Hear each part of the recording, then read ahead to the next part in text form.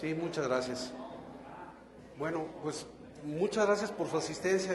Yo pensé que iba a haber poca gente, dado el tema, que es un poco extraño para los estándares que maneja la ciencia en el bar.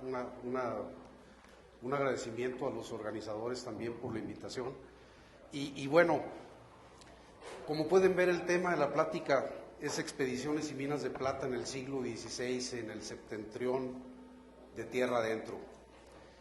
Este es el resultado básicamente de 4 años de investigación, no tiempo completo, les aclaro, pero 4 años de investigación sobre el tema y compilaciones, registros de crónicas, bibliografía y sobre todo con la experiencia de haberme apersonado prácticamente en todos y cada uno de los distritos que se van a mencionar y los lugares que se van a mencionar.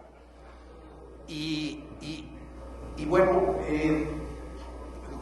es el resultado también de un manuscrito en donde plasmé todo esto, que espero que pronto salga publicado, ¿sí?, a manera de libro, eso por lo menos espero.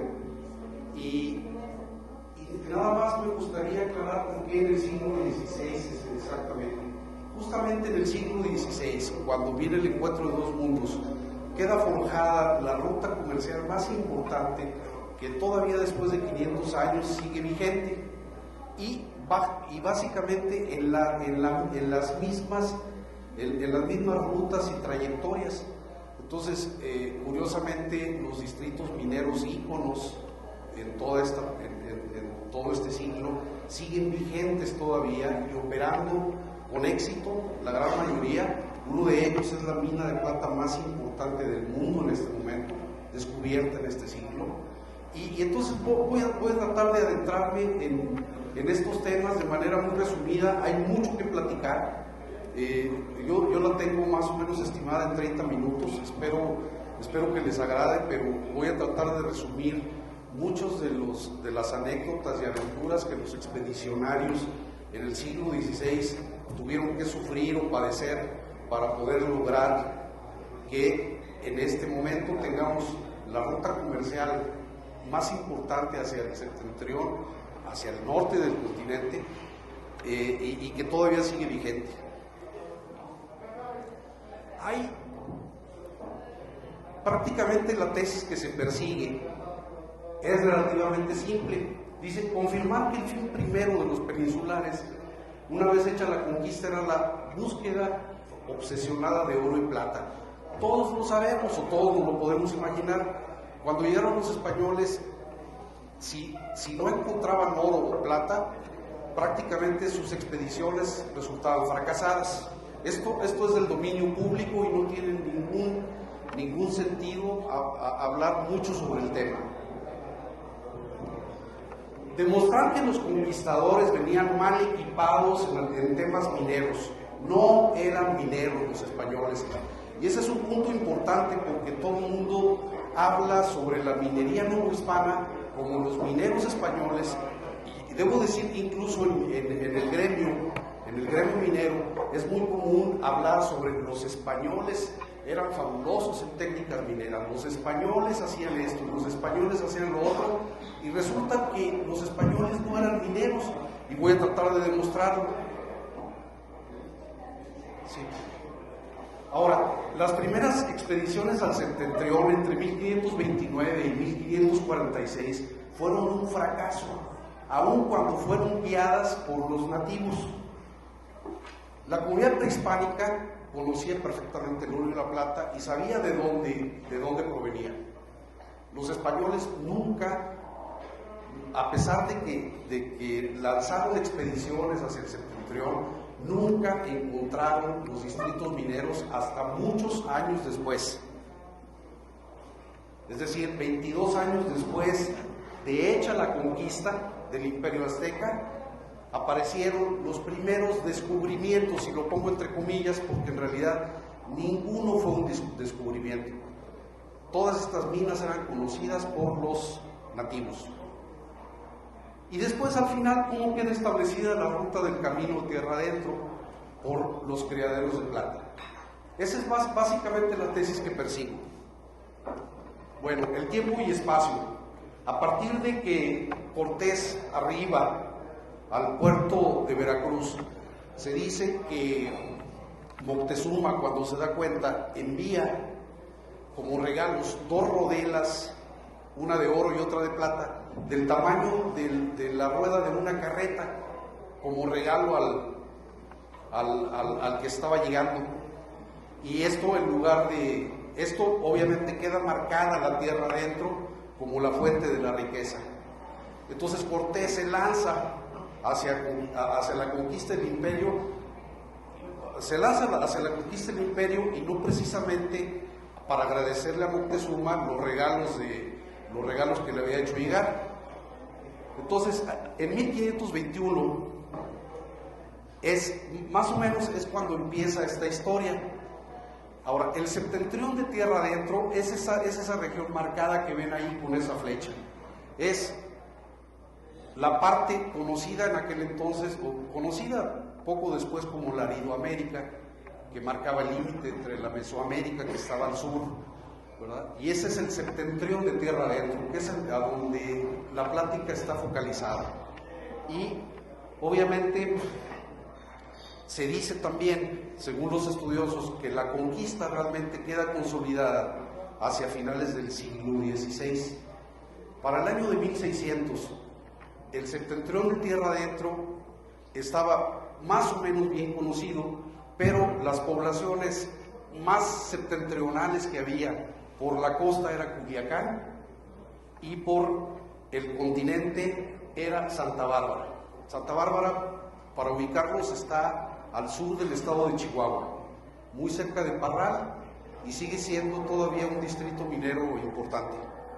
Bueno, para entrar un poquito en tema, voy a hacer una pequeña y breve comparación de cómo se veía en la cosmogonía prehispánica el concepto del oro y la plata contra las corrientes científicas actuales.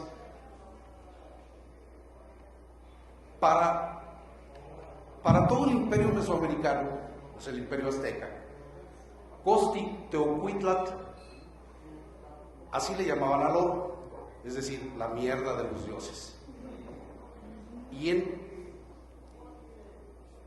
la civilización maya le decían Taquín, mierda del sol. Es decir, cosmogónicamente, no, atrás, por favor. No, atrás. Atrás es...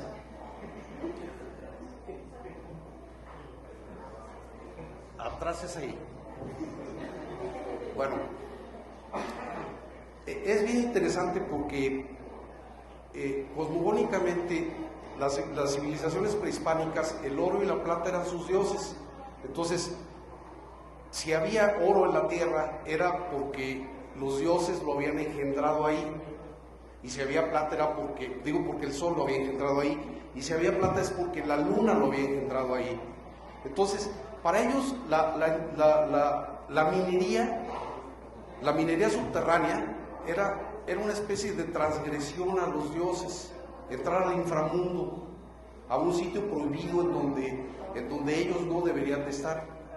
Pero para los españoles no fue así.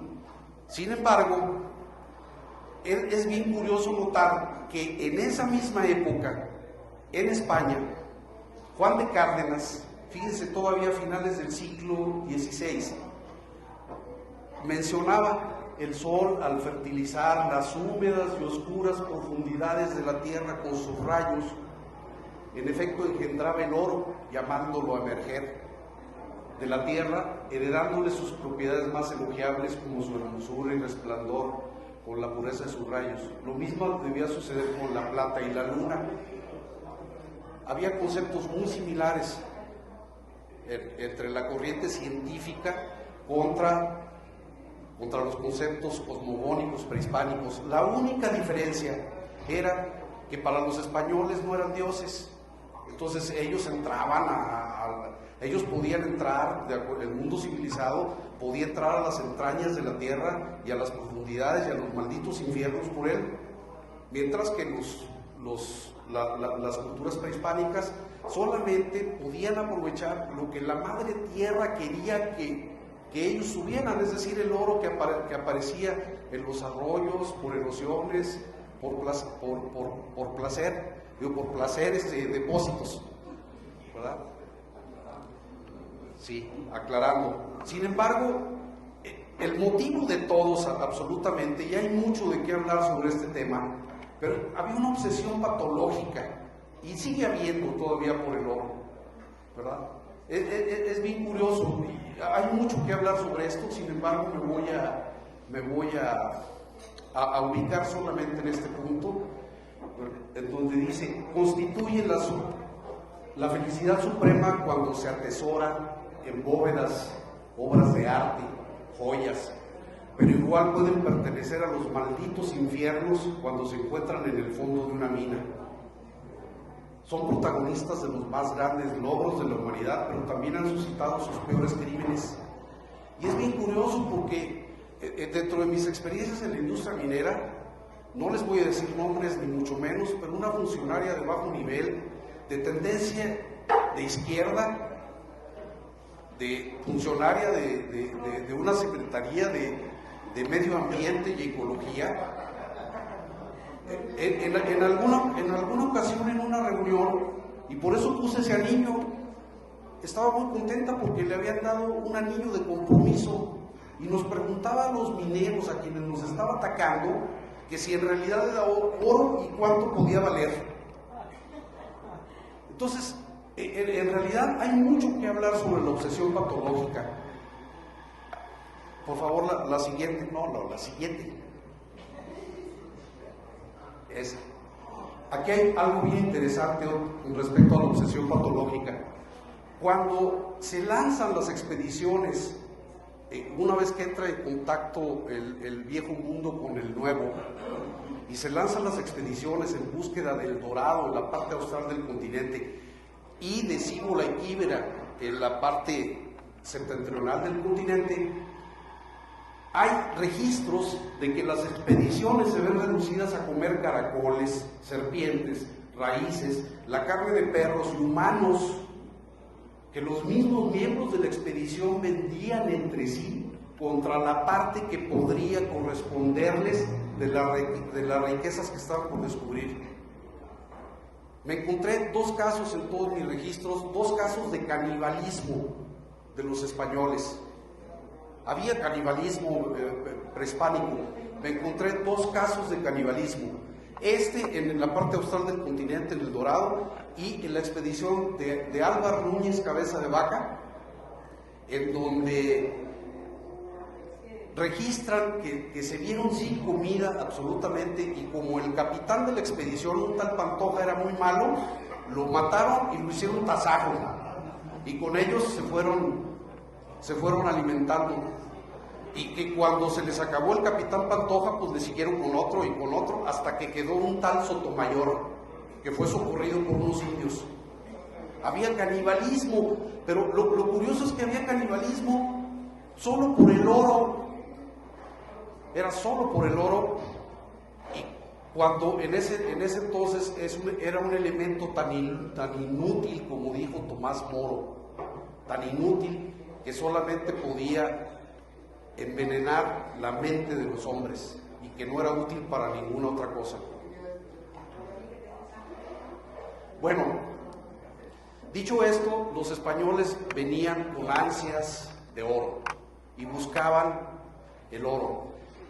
Voy a hacer una rápida pasada sobre los fundamentos legales que sucedieron al haber descubierto el nuevo mundo y de nuevo cómo se fue dando la conquista. Sí.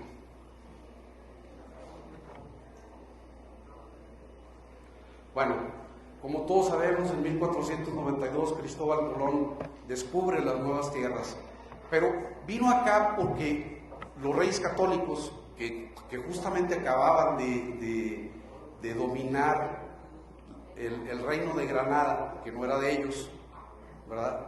Le dan capitulaciones para conseguir una ruta alterna para las Indias. Esa historia todos la sabemos. Llegan nuevas tierras, pero resulta que esas capitulaciones tenían prácticamente el alcance de ser un alter ego Cristóbal Colón, es decir, podía ser rey de las nuevas tierras. Afortunadamente para Carlos V, no todavía era Fernando de Aragón, afortunadamente para Fernando de Aragón, la codicia de Cristóbal Colón, como lo dijo en algún momento Fernando Benítez, no tuvo límites. A él no le importaba ser el rey de las nuevas tierras, a él le importaba el oro y la plata porque quería poder.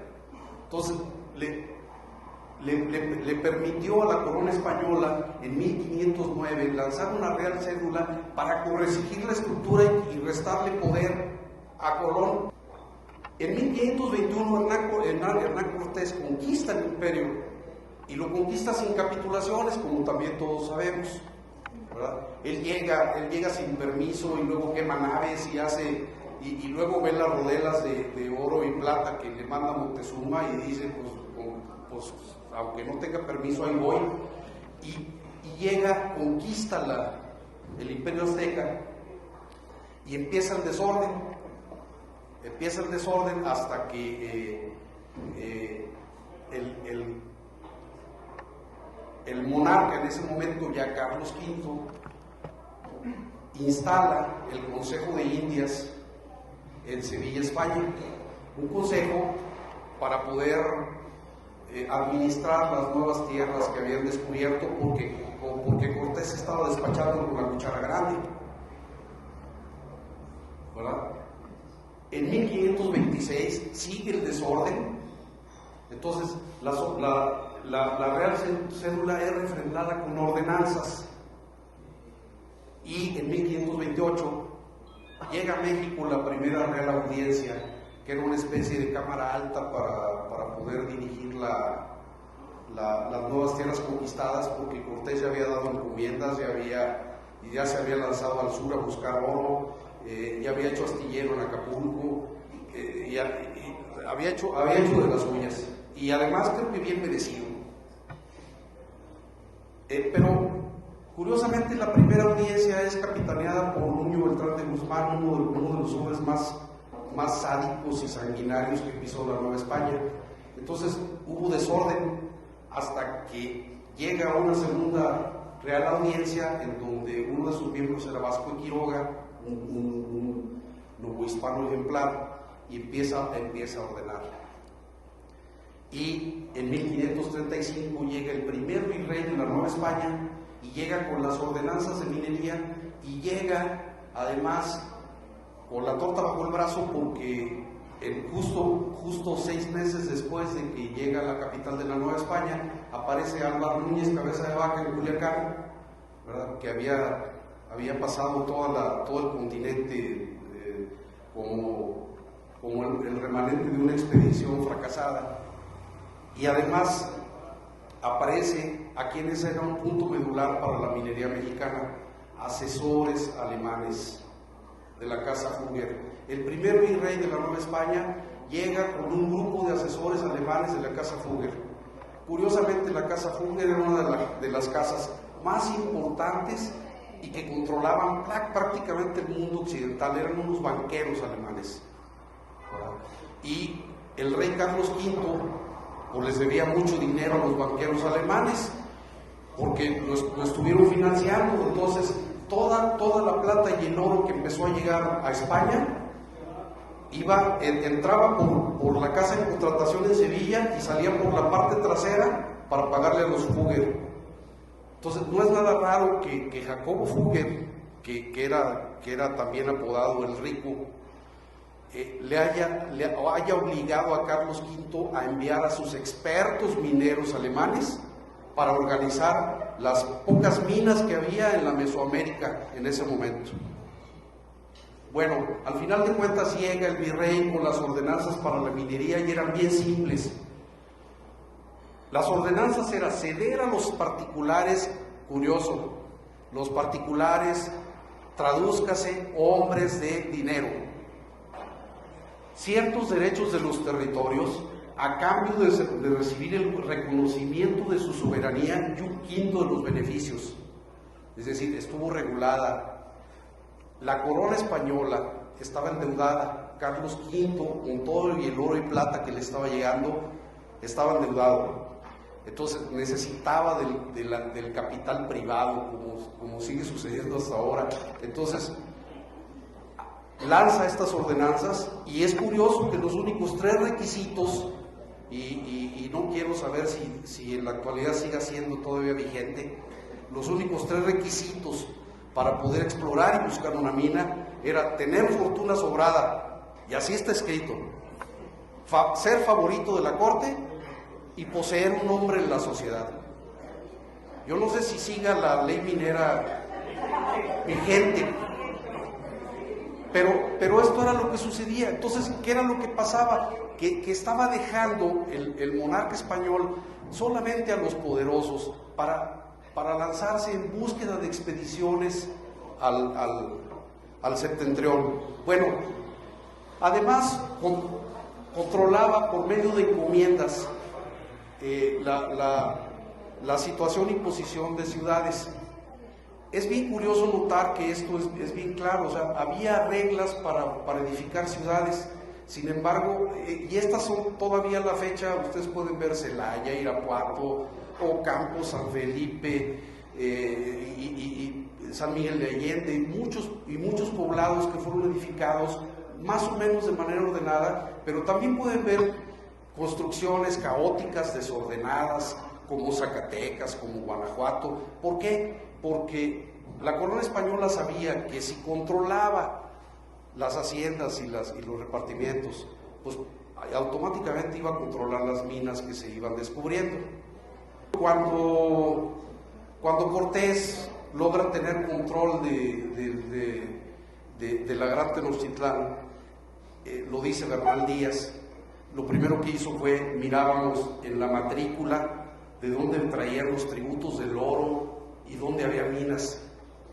Es decir, empieza a investigar en esos papeles de Amato, donde tenían registro los tributarios, y justamente aquí empieza, inmediatamente después de la conquista, el primer programa de exploración en las Américas en búsqueda de oro y plata, ¿verdad? Y se detecta, como pueden ver, el primer programa se va hacia la Mesoamérica, que era la conocida. La primera provincia de la plata en América era perfectamente conocida, la zona de Taxco, Sultepec, ¿verdad? Y el Real de Minas de Zacualpan, que según mis registros es el primer Real de Minas fundado en la colonia, y esto sucedió entre agosto de 1527 y febrero de 1528, en el Estado de México, a 15 kilómetros de Ixtapan de la Sal, en un lugar histórico que ahí todavía dicen está pegadito a los límites de Guerrero. Izcateopan fue un lugar en donde dicen que está enterrado Cuauhtémoc, porque el Real de Minas de Zacualpan era conocido por los aztecas, y ahí explotaban plata, la plata que podía salir a la superficie, y ahí se estableció un sitio de recreo para el emperador en aquel momento. Pero los españoles inmediatamente, ya en 1527, ya lo tenían detectado, y ahora se erige como el primer Real de Minas de la América Española. Pero curiosamente, los españoles desconocían las formas de laboreo en las minas. y no hicieron más que, de una manera mucho más voraz, lo mismo que los indígenas, extraer a cielo abierto, con tajos mal planeados, lo que podían y como podían. Todavía no llegaban los mineros alemanes en este entonces, de la Casa Fugger. Bueno, sin embargo, la Mesoamérica era muy conocida, perfectamente conocida en ese entonces, toda la civilización estaba ahí. Era bien curioso el septentrión. ¿Qué fueron los detonantes para que los españoles voltearan a ver al septentrión? El primero, ahí apareció el reino purépecha, que después fue Tarasco por los españoles, ¿no? Porque Tarasco, que quiere decir cuñado o algo así, no me crean, ¿verdad? Pero ese reino purépecha tenía un rey, Sinsicha, que después fue conocido como Calzónsin. Ahorita les digo por qué. Que cuando el rey Calzónsin se entera que el imperio azteca ha caído, va con un gran séquito y con muchos regalos de oro y plata, por supuesto, a presentarle las credenciales a Cortés, ¿verdad?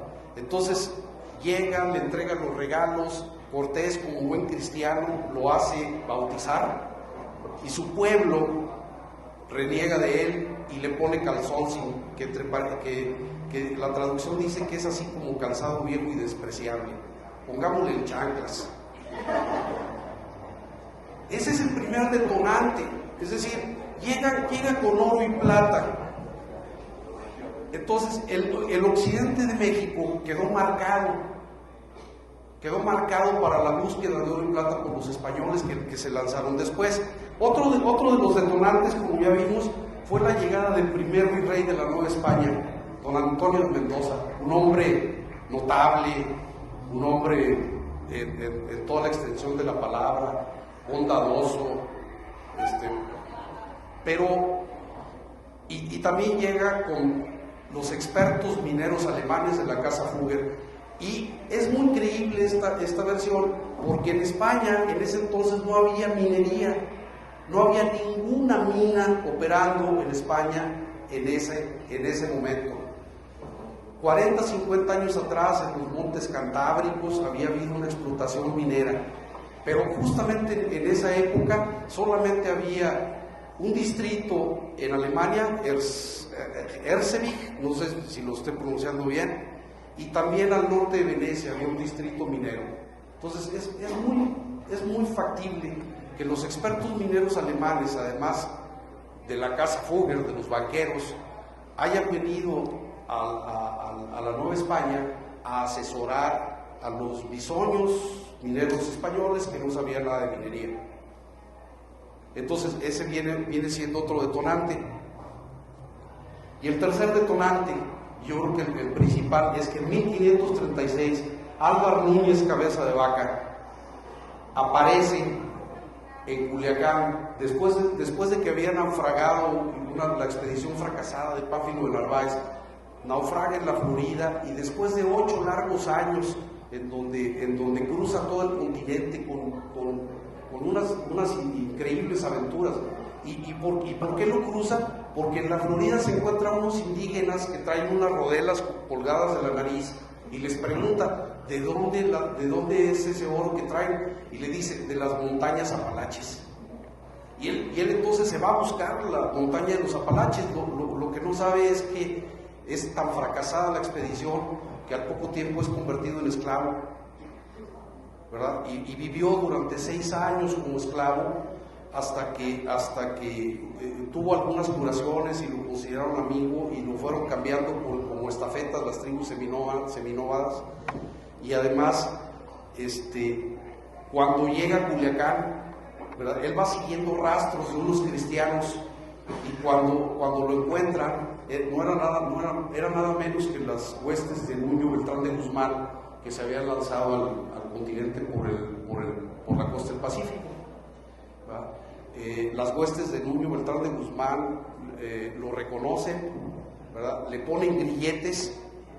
Iba con 20 indios naturales de la zona, que huyen despavoridos porque el capitán Diego de Alcaraz, que es el que se encarga de hacer encuentro con él, los empieza a querer errar como si fueran animales, y entonces Álvaro Núñez Cabeza de Vaca llega a la Ciudad de México porque lo manda Nuño Beltrán de Guzmán, y en el camino viene escribiendo su famosa obra de Naufragios.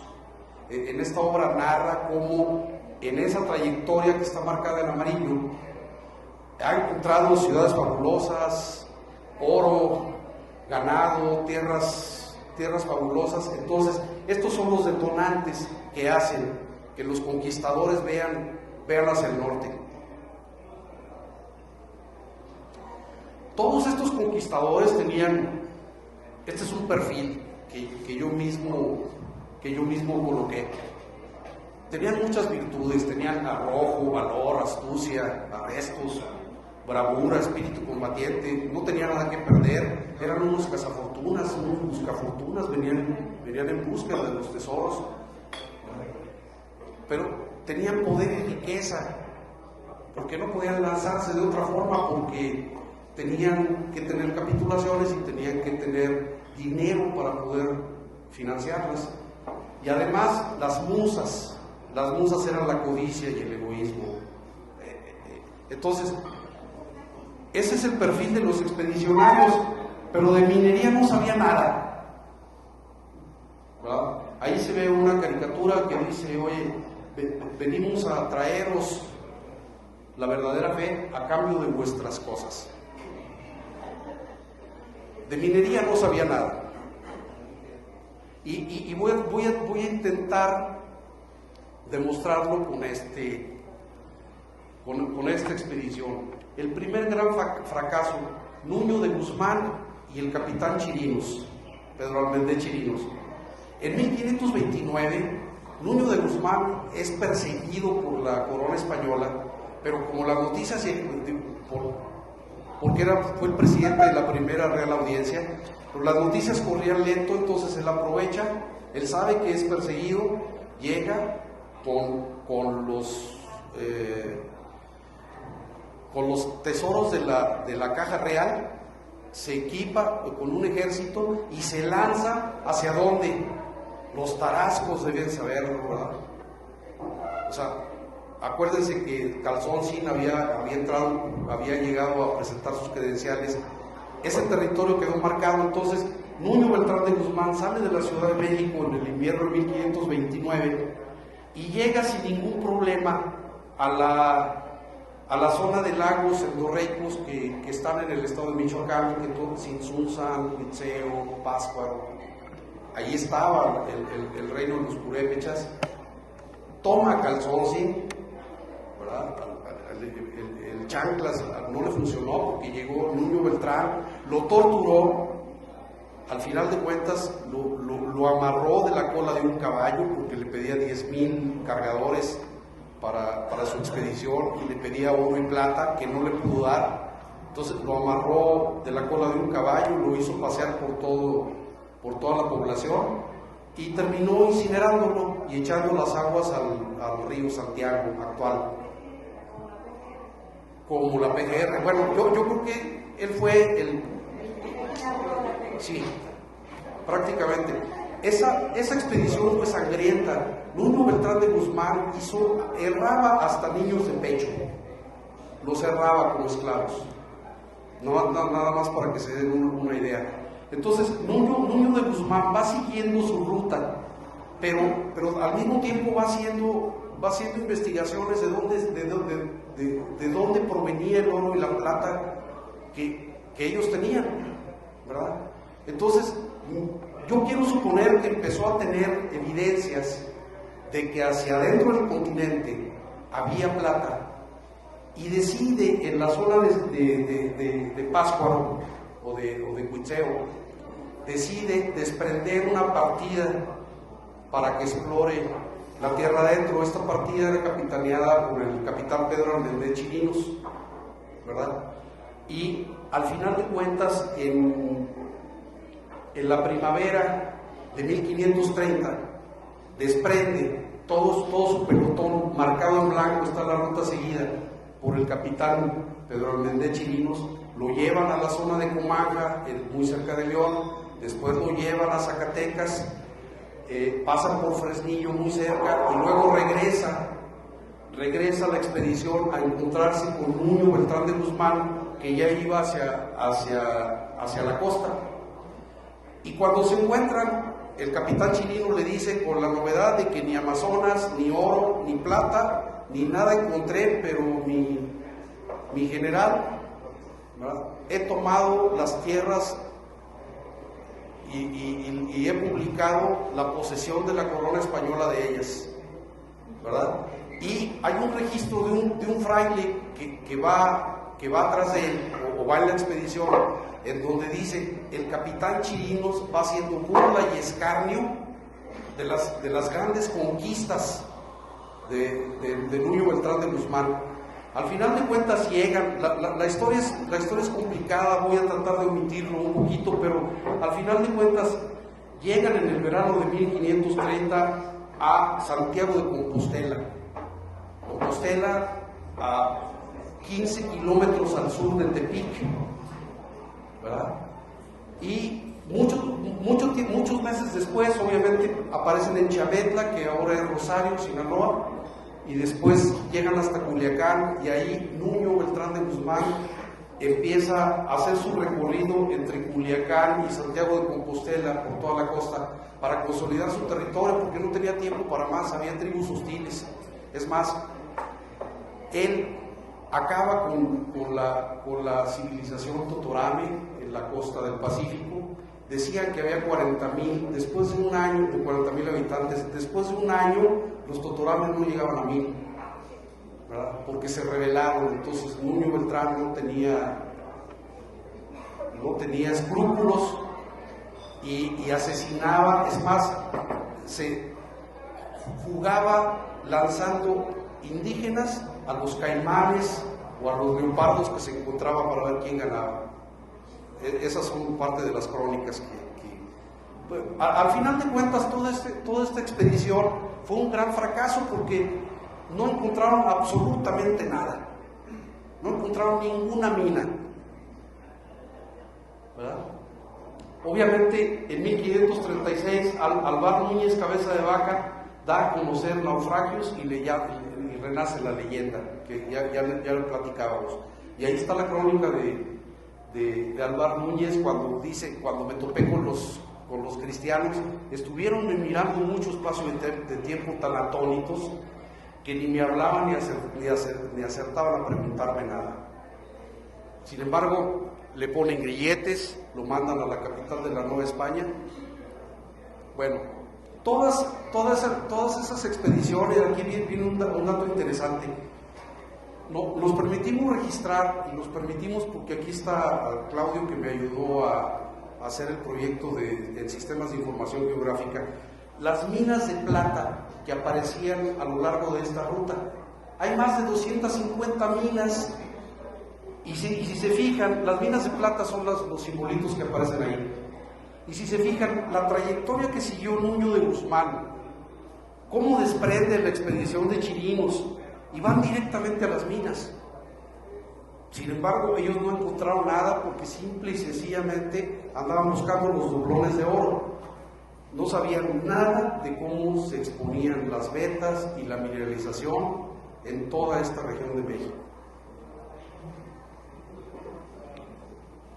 Ahora, las minas de plata que aparecieron tiempo después en esta ¿vale? La mina de Espíritu Santo en Compostela, Nayarit, 1543.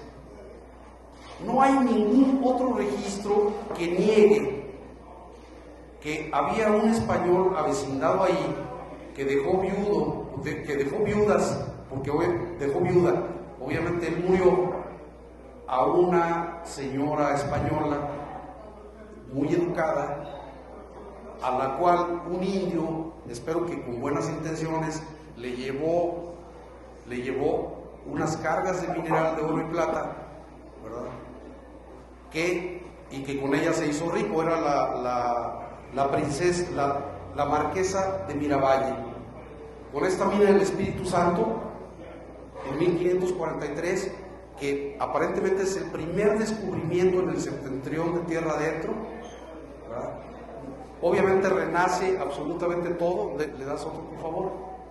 Y Ostotipaquillo, aquí aparece Cristóbal de Oñate, ¿verdad? Un expedicionario que iba con Nuño Beltrán de Guzmán, pero él iba más lento, logra descubrir Ostotipaquillo, que está justamente entre Tequila, Jalisco y Magdalena, para los que ubican esta región de México, en 1543. Con esa fortuna, Cristóbal de Oñate descubre tiempo después Zacatecas, la joya de la corona, pero fíjense su ubicación. Ahí había llegado el capitán Chirinos 13 años antes, y además hizo burla y escarnio de las nuevas conquistas de su jefe, Beltrán de Guzmán, cuando no sabía que estaba sentado en uno de los principales distritos argentíferos que le dieron renombre a México, bueno, a la corona española durante todos estos años. Guanajuato, también el capitán Chirinos había llegado a la región de Comaja, y Comaja también es una región pródiga en vetas. Y curiosamente dicen las crónicas, llegamos a Comaja. Comaja no se ve desde ningún punto, desde el altiplano norteño ni del Bajío guanajuatense. Hay que subir una sierra y bajar un valle. Y sin embargo, Chirinos llegó a Comaja. ¿Por qué? Porque lo llevaron. Bolaños, Jalisco. Esta región entre Zacatecas y Jalisco es la conocida como zona de barrancas profundas. Hay desniveles de más de 1000 metros. Y es complicadísimo, aún en la actualidad, recorrerla, ¿verdad? Y en 1548 aparece Bolaños, justo donde el capitán Chirinos había pasado. Fresnillo, no se diga, la mina más grande de plata del mundo en este momento, fue descubierta en 1555, tan solo a una jornada de camino de la ruta seguida por Chirinos. Pero como se iba riendo, pues dijo, no, pues ya me regreso, aquí no hay nada. Tlalpujahua, en el Oro, 1558, también muy cerca. Curiosamente, 1558, cuando Calzóncin no quiso delatar la presencia de Tlalpujahua, ¿verdad? Rosario, 1655, tristemente olvidada porque fue la población más rica durante el siglo XVIII en la América septentrional. Y la ven ustedes ahorita, pues es un pueblo sencillito. ¿Sí? Y el Chichi, en Culiacán, está a tiro de arcabuz de la plaza principal de Culiacán, una mina de plata que después fue operada por los jesuitas. Bueno, con esto quiero demostrar que la ruta que siguió Nuño Beltrán de Guzmán y el capitán Chirinos fue correcta. La única diferencia es que no sabían cómo aparecían las minas de plata. La expedición de Francisco Vázquez de Coronado es amigo del virrey. Y cuando Álvar Núñez Cabeza de Vaca llega a la capital de la Nueva España, va acompañado de otros dos peninsulares, que era Andrés Maldonado y Dorantes, era otro peninsular, y Dorantes traía un negro esclavo que se llamaba Estebanico. Entonces, cuando le platican al virrey que había ciudades fabulosas al norte, le compra a Dorantes al esclavo y lo lanza con un fraile, fray Marcos de Niza, a buscar la Cíbola y Quívira al norte del continente. Dicen que nunca fue.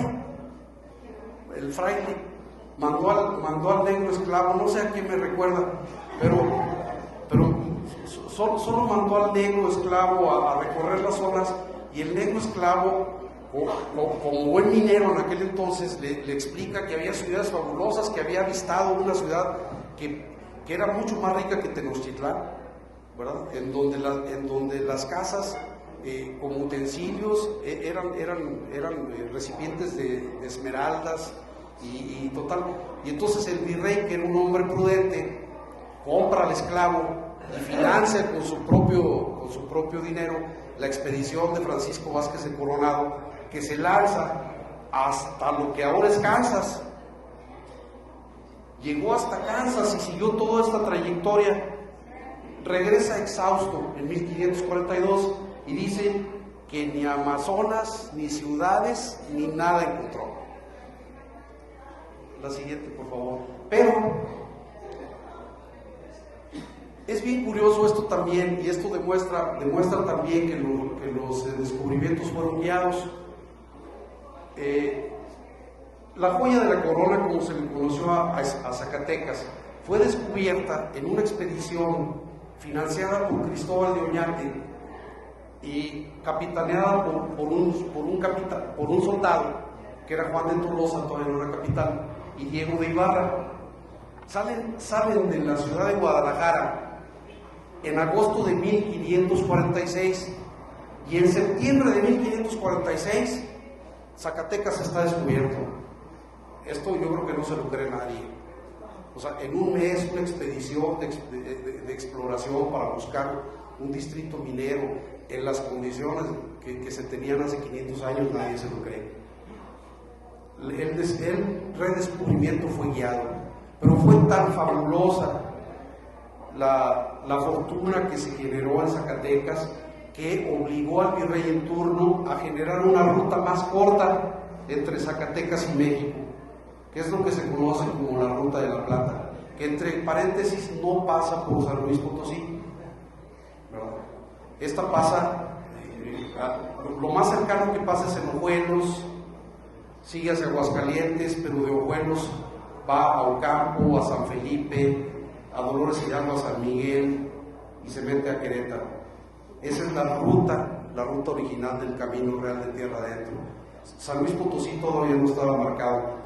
Y entonces, como Juan de Tolosa, Diego de Ibarra, perdón, es el descubridor, se vuelve al poco tiempo en uno de los hombres más poderosos, y a pesar de que era cojo, porque había perdido una pierna en la guerra del Mixtón 12 años antes en Zacatecas, en la zona de Zacatecas, se instaló esta rima en el vulgo popular, ¿verdad? Si la de San Bernabé no diera tan buena ley, la de San Bernabé es una beta. No casara Diego de Ibarra con la hija del virrey.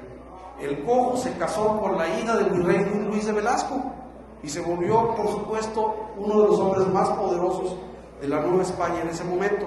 Y esto hace justamente, bueno, ya hablamos del Camino de la Plata, que es también una joya de la arquitectura. Esto hace que la joya de la corona y las fortunas que estaban haciendo ahí, la corona española entonces, en ese momento, aprovecha para financiarse con dinero que no es de ellos, sino de los particulares, para darle capitulaciones para que vayan al norte a buscar más. Y nunca falta un prietito en el arroz. Ginés Vázquez del Mercado, y espero que no haya nadie de Durango aquí, porque decían que era por demás fantoche, vanidoso, ¿verdad? Era un niño bien de esa época. Entonces se lanza en una expedición con una parafernalia impresionante, dicen que traía un jubón morado con calzas de oro y plata y listones por todos lados. Se lanza en una expedición para buscar la montaña de las ilusiones, una montaña que los aborígenes le habían dicho que existía en el septentrión de Tierra Adentro, y como la joya de la corona ya había sido descubierta 2 años antes, a Ginés le pasó esto como si fuera, escuchó el descubrimiento de la joya de la corona como si hubiera sido un coro de ángeles celestiales. Entonces su ego inmediatamente puso toda su fortuna y se lanzó en la expedición a buscar el Cerro del Mercado. Cuando llega al Cerro del Mercado y que lo tiene a tiro de arcabuz, dicen que esto fue lo que dijo: esta es la riqueza que el virrey envió a buscar por mar y tierra. Este es el cerro que Coronado no pudo hallar, porque ya Dios lo tenía para que fuese de mercado. Ahora todavía sigue siendo el Cerro del Mercado, pero una gran desilusión: cuando llega al Cerro del Mercado, los naturales que lo habían guiado se le pelaron. Y dice, y también dice: a buen tiempo se han ido, que ya tengo el cerro que Dios lo quiso para que fuera de mercado. Una gran desilusión: al llegar al cerro no había plata, solo era hierro. Entonces, además, la tropa le fue haciendo burla de regreso con el gran descubrimiento. Es herido todavía en su regreso en Saín Alto, en la región de Zacatecas. Es herido, dicen que por una flecha envenenada, y al final de cuentas no se sabe si fue la flecha o si la herida fue mortal. El tema es que Ginés Vázquez del Mercado muere en la ciudad de Juchipila actual, y ahí es enterrado. Entonces, un gran fracaso de un expedicionario fantoche. Pero la expedición de Francisco de Ibarra es bien interesante, porque recuerden que Cristóbal de Ibarra era yerno del virrey en turno, don Luis de Velasco, Cristóbal de Ibarra tenía un sobrino de 12 años que ya llegó a las Américas con el don, era don Francisco de Ibarra. Lo estuvieron entrenando durante 4 años en la capital del virreinato, y cuando ya vieron que tenía los arrestos necesarios, ¿verdad? Es decir, fortuna sobrada, nombre en la sociedad, lo mandaron como capitán para las expediciones al norte desde Zacatecas, porque su tío iba a financiarlas. Y se lanza don Francisco de Ibarra en expediciones hacia el septentrión. No voy a entrar en muchos detalles, pero si le das un clic, Francisco de Ibarra descubre Fresnillo a solo una jornada de Zacatecas.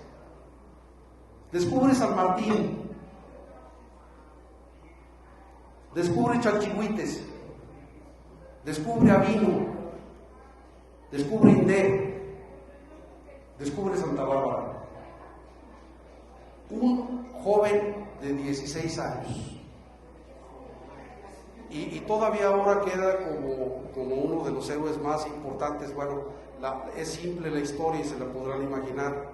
Francisco de Ibarra, don Francisco de Ibarra, que después fue nombrado gobernador de la Nueva Vizcaya, es bien simple: tenía fortuna sobrada, tenían Zacatecas como fuente de financiamiento, y fue facilísimo llegar a todos estos distritos en tan corto tiempo.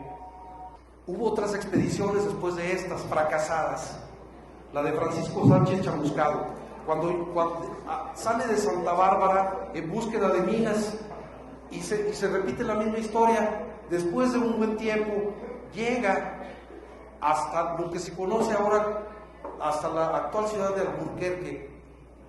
Llega y no encuentra minas ni encuentra nada. Es más, es asesinado uno de sus lugartenientes. Y entonces Antonio Espejo convence al virrey para ir a vengarse del asesinato del lugarteniente, ¿verdad? Y lanza una expedición punitiva. Nada más que se le olvidó a Antonio Espejo, porque cuando Antonio Espejo iba saliendo de la expedición, los indios le refieren que efectivamente habían matado al sanguinario del lugarteniente de Sánchez Chamuscado, y dice: bueno, pues si ya lo mataron y ya ando acá, pues mejor le sigo. Y fue colectando pieles y todo lo que podía para, como buen mercachifle y cristiano, ¿verdad?, regresar a revenderlas, ¿verdad? Es apresado y lo mandan a la Nueva España. Bueno, y la expedición de Juan de Oñate también para finales de siglo, con más pena que gloria. Es desterrado y sus títulos nunca le fueron restituidos. Juan de Oñate había nacido, era hijo de Cristóbal de Oñate, y había nacido en Pánuco, Zacatecas, 2 años después del descubrimiento de la joya de la corona, ¿verdad? Y dicen, incluso aquí en San Luis, ¿no? Dicen que es el fundador y todo, pero hay una crónica bien interesante que cuando el capitán Caldera pacifica y se establece aquí en San Luis, le envía el virrey a Juan de Oñate, que sin despeinarse ni ensuciar su rico atuendo, llega y toma control de su villa, y para él era de lo más común porque era un hombre poderoso, pero con todo el poder que tenía, se lanzó en una expedición hacia el norte que no tuvo prácticamente, llegó hasta el Paso del Norte, se le acabaron los bastimentos, empezó a asesinar indígenas, empezó a hacer mercadeo con todo con todo lo que ellos producían, y al final de cuentas Juan de Oñate es tomado preso y enviado bajo arraigo domiciliario a España. Eso a mí nunca me lo enseñaron en la escuela, pero cuando lo leí lo volví a leer otra vez y luego lo volví a leer. Pero sí, o sea, fue desterrado y fue muerto en España, o sea, murió en España en el destierro y nunca le fueron restituidos sus títulos, ¿verdad? Bueno, el único que está restituido es la placa que aparece aquí en Palacio del Municipal como fundador de la ciudad, pero en realidad la corona española lo premió, y para él era algo muy normal porque venía de una noble familia, y al capitán Miguel Caldera pues lo hicieron a un ladito porque pues Juan de Oñate traía jubón morado. Bueno, al final de cuentas, este es el territorio cubierto en el siglo XVI en las expediciones, y esta es la ruta comercial, 1200 kilómetros desde la Ciudad de México hasta la ciudad de Santa Bárbara, que se recorrían de ida en 3 meses y medio y de regreso en 4 meses. ¿Y por qué? Porque venían custodiando la plata. Y a pesar de que había caminos alternos hacia el continente, la corona española tuvo mucho cuidado de establecer como su ruta comercial, la única establecida, esta, porque podía controlar los insumos que llegaban a los campos mineros y podía controlar la plata que salía de ellos, ¿verdad? Así queda establecida, y como pueden ver, la geografía política actual es muy parecida y tiene mucho que ver con este escenario. Y solamente una línea del tiempo, ya para terminar, en donde resumo todo lo que, o trato de resumir todo lo que les estoy diciendo, ¿no? La línea del tiempo en el siglo XVI, las expediciones, en azul las fracasadas, Guzmán, Coronado, el Fantoche de Mercado, Chamuscado, Espejo y Oñate, expediciones fracasadas en el septentrión. Expediciones exitosas, Tolosa, en un mes llegó de Guadalajara a Zacatecas. Ibarra, en un mes ya pasó el cochino, porque llevaba cochinos en su expedición, ¿verdad? Expediciones exitosas, Tolosa e Ibarra.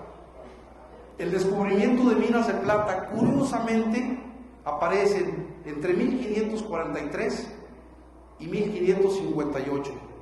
1567 fue la última en el distrito de Santa Bárbara. Un espacio de tiempo muy corto para encontrar una gran cantidad de minas, ¿verdad? ¿Por qué? Porque los detonantes fue que el Chanclas presenta credenciales a Cortés, que llega el primer virrey y llegan los mineros de la Casa Fugger en 1535, también aparece Cabeza de Vaca, viene el proceso de amalgamación de Bartolomé de Medina, ¿verdad? Y el último bastión del norte, Santa Bárbara. Y a pesar de que había territorio cubierto al septentrión de Santa Bárbara, hay una explicación muy lógica por la cual no encontraron minas, ya que existen.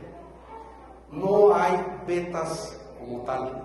son depósitos que nosotros conocemos con otra clasificación, tipo reemplazamiento de carbonatos, tipo chimeneas brechadas, y no eran vetas. Entonces ellos habían aprendido a catear vetas después de que llegaron los mineros alemanes y lo aprovecharon. El siglo XVI termina con la consolidación de la conquista y la ruta comercial más importante en el camino a tierra adentro, que es entre la Ciudad de México y Santa Bárbara. El siglo XVII, espero que sea otra historia y tener oportunidad de platicárselos después. Muchas gracias.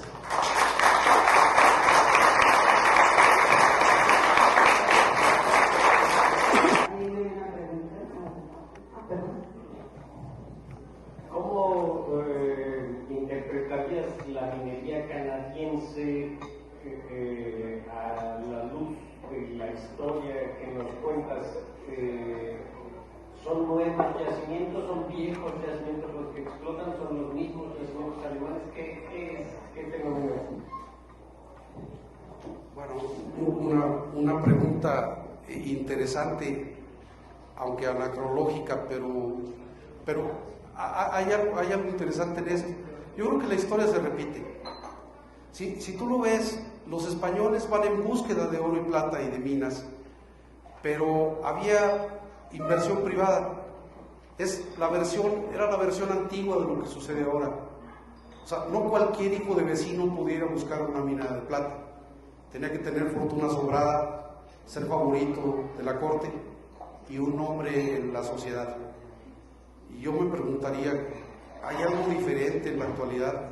¿O hubo algo diferente en el siglo XVII, XVIII, XIX?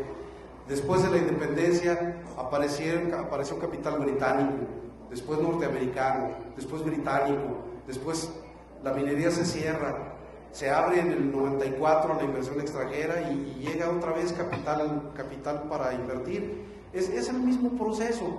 Y los yacimientos, estrictamente hablando, yo te podría decir que el 90% siguen siendo los mismos. No, curiosamente, las minas principales de Sonora tienen una historia muy interesante, que van desde la colonia incluso. ¿Sí? Los jesuitas ya las explotaban. Nacosari, bueno, acá el ingeniero no me dejará mentir, pero es un distrito del siglo XVIII, ¿verdad? Y todos los distritos mineros son conocidos. Se dice que, por ejemplo, en la época del Porfiriato había 6.500 minas operando en México. 6.500. Es decir, las localidades están. Y claro, a nosotros como geólogos que buscamos a veces los yacimientos, nos encantan las buenas historias y los modelos sepultados. Y uno piensa, aquí abajo debe haber, ¿verdad? En realidad, todo está visto. Bueno, tengo muchas preguntas y muchos comentarios, pero de los más interesantes, a partir de 1521 creo que empieza nuestra historia minera aquí en el país, ¿verdad? En el periodo de 1521 a 1580, vamos a decir, los descubridores, comillas, españoles, no sé si has en tu investigación, porque se habla de descubrieron minas, pero ¿cuántos de esos yacimientos ya estaban descubridos? Yo creo que el 80 o 90%. O sea, descubrir es decir, estoy viendo o identificando un yacimiento que ya se está trabajando y toda la superficie, porque eran metros de superficie, no había yacimientos seguros como muchos que ahora se descubrieron. Entonces, ¿cuántos de esos yacimientos eran ya trabajados por indígenas o por pobladores de la región? ¿Y cuántos no eran o que llegó por primera vez un español y dijo, esto es un nuevo yacimiento que vamos a darle y vamos a sacar el oro? Mira, en el siglo XVI prácticamente ninguno. Todo ya está descubierto. Todos los registros, sí, fueron redescubiertos. Fueron en posesión, identificaron y dijeron, descubrimos, pero identificaron. Exacto, fueron lanzados al mercado, pero ya se conocieron. La otra, un comentario nada más, yo duré mucho tiempo trabajando no buscando oro y plata, sino estaño. Y pues llegaron y pues no hay nada de estaño, más bien, ¿no? Llegaron y llegaron a la marquesa y todo El socavón del rey, ¿verdad? el rey. El socavón del rey, sí. Entonces ahí como, ¿qué estaño ni tiene nada? Vengan con nosotros el oro, ¿no? Sí. ¿Qué diferencia hay de Zacualpa y Taxco en identificarlos o en descubrirlos por los españoles? Mira, hay muchas versiones acerca de cuál fue el primero, ¿verdad? Por ejemplo, Bargalló, que es una eminencia bibliográfica en temas mineros, reporta la mina El Morcillo como la primera y que fue en Tlalpujahua. Y luego dice que el mismo Bargalló dice, bueno, aunque todavía Espíritu Santo en Compostela fue registrada en 1525, en realidad para 1525 los españoles no habían llegado a Santiago de Compostela. Y también menciona al socavón del rey de Taxco y dice que fue la primera mina. Sin embargo, fue la primera mina de estaño, porque el estaño lo utilizaba Cortés porque tenía una fundición ahí cerquita en Zacatula y también tenía una fundición para armas en Veracruz. Entonces el estaño lo necesitaba como aleación, pero estrictamente como plata yo me inclino por lo que reporta el ingeniero Estrada. ¿Usted conoció al ingeniero Estrada? Un ingeniero de minas. El ingeniero Estrada, Raúl Estrada, trabajó por 40 años en el distrito de Zacualpa y él en todas sus investigaciones publica que en agosto de 1527 fue erigido como Real de Minas de Zacualpa, pero sin permiso real. Y entonces yo creo que ahí vienen un poquito las discrepancias. Ahí se habla de 1525, Sí, de Taxco, pero como mina de estaño. pero no hay estaño en Taxco. Hay rocas, o sea, no resulta. Sí. Ahí están las volcánicas, ¿no? Sí, El estaño como hay Es porque sí hay más público que... No, bueno, es interesante. En Europa no había minería. No había un gran conocimiento sobre las minería. ¿Por qué los alemanes sí sabían minería? Eran super geólogos los alemanes. No, ingeniero, sí había minería en Europa, donde no había en España, pero en ese momento estaban operando el distrito de Hersevik, no sé si alguien sepa alemán o lo estoy diciendo bien, el distrito de Hersevik en Alemania, y el noreste de Italia, cerca de Venecia, había otra mina de plata. Entonces, los alemanes incluso tenían también regulada su minería en aquel entonces, que llegaron con todo y sus ordenanzas aquí, pero sí había mineros en Alemania, en España no. Sí. Había carbón, ¿no? Muchísimas minas de carbón en España y en Mercurio después. Mercurio. Acá hay una pregunta, pero yo no había otra antes, ¿no? La pregunta es, yo he leído que ¿cómo se llama?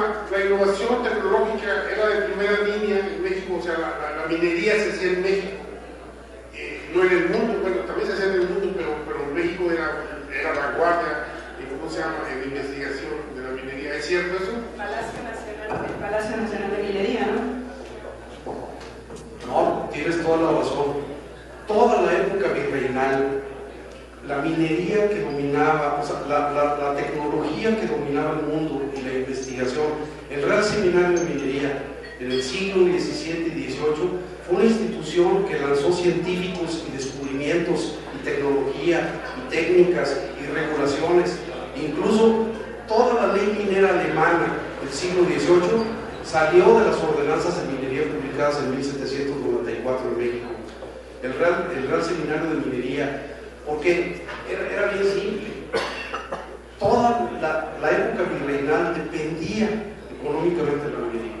Toda la época virreinal dependió económicamente de la minería. Era una potencia mundial. Bueno, y las escuelas de minas en las universidades, ¿no? Casi todas las universidades se fundan alrededor de las escuelas de minas, las más importantes en Guanajuato, bueno, la nacional, Zacatecas. Bueno, una pregunta sobre el Cerro de San Pedro, la minería que existe ahorita, ¿qué nos puedes platicar sobre eso? Sobre lo que existe ahorita, Y lo que fue antes, o sea, porque supuestamente también de ahí se embarcaban a Veracruz para pasarlo a España. no, por supuesto, el Cerro de San Pedro se integra a esta ruta después de 1592 y obviamente la producción se enlaza con un ramal que va desde San Luis Potosí a San Felipe, que incluso seguía el trayecto del bordo del ferrocarril posterior y que ahora sigue más o menos la carretera. Ese era el ramal del camino tierra adentro para comercialmente la producción de Cerro de San Pedro salía, estoy hablando a principios del siglo XVII, salía de Cerro de San Pedro, se integraba a la caravana que venía, a la conducta que le llamaban, que venía del norte, del septentrión, y recorría hasta la Ciudad de México, y era custodiada. Era bien interesante porque los ataques de los indios no buscaban la plata, los naturales. A los indios les interesaba en este orden las españolas, el vino y las sedas. Entonces asaltaban a las conductas que iban hacia el septentrión, las que venían pues no traían plata. O sea, y una vez en la capital de la Nueva España eran registradas, enviadas al puerto de Veracruz, y se iba una flota anual del puerto de Veracruz hasta el río Guadalquivir en el puerto de Sevilla, donde se desembarcaban, y esas flotas iban custodiadas por 20 galeones españoles para protegerlos de los piratas, y en la casa de contratación se bajaba la plata, se registraba, se ponían en cajas fuertes con triple cerradura, ¿verdad? Las encerraban perfectamente y luego Carlos V las sacaba por atrás para pagárselas a la furia. La plata se distribuía en toda Europa y España nunca vio realmente la riqueza. Bueno, pero mantuvo un imperio, ¿no? Ya, bueno, tú estás hablando aquí de la línea del tiempo en el siglo XVI y en cierta forma la tesis propone que todos estos distritos que aparentemente se descubren más bien es un redescubrimiento de todos ellos porque ya prácticamente estaban conocidos. Entonces la pregunta es si en toda tu investigación encontraste algún dato de en qué momento se descubrieron o en qué momento las tribus y culturas de Mesoamérica. ¿Hay algún dato de en qué momento empieza a lo mejor la incipiente minería? Porque yo al menos no recuerdo la primera que en la primaria que se haya hablado de Mesoamérica. No te hablan, pero por ejemplo, el caso clásico es Chalchihuites, en Zacatecas. Ahí hay un centro ceremonial que es Santa Vista y hay vestigios de 4 o 5 civilizaciones. Es más, Chalchihuites significa piedra preciosa verde. Y decían los españoles que podría ser esmeralda, y no, realmente yo creo que es florita, es el espanto flor de color verde. Pero o sea, es uno de los lugares en donde hay vestigios de minería precolombina todavía, pero no son muy profundos por el concepto, por lo que comentaba de cosmogónicamente cómo pensaban ellos acerca de la minería. Es decir, hay mucho que investigar atrás, mucho que investigar. ¿Pero qué partiría? ¿100 años? No, miles de años atrás. Sí, Chalchihuites es el clásico, pero abajo de Chalchihuites hay 4 civilizaciones que no se han registrado todavía. Es más, el mismo Chalchihuites llegó al fantoche de Gilés Vázquez del Mercado y le puso San Diego de los no sé qué tantos, de los quién sabe qué, y nunca le quedó ese nombre. Era muy largo, porque ahí había una mina que Ginés despreció, porque iba por la montaña de las ilusiones. Pero ya no. Una más y se... Bueno, yo opino que más que redescubrimiento de las minas de 1500 es ampliación del cuerpo mineral. A la fecha siguen descubriendo, digo, si le ponemos el nombre de descubrir, minas que están alrededor de los centros donde están los cuerpos mineros de gran dimensión.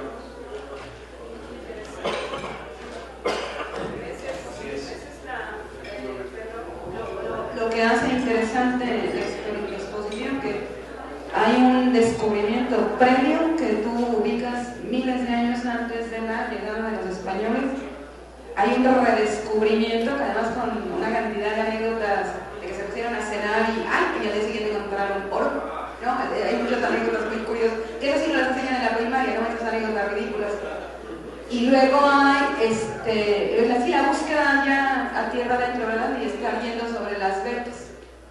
Pero ya la exploración básica ya se había hecho de manera precolombina. Esa es la lección de hoy, muy interesante.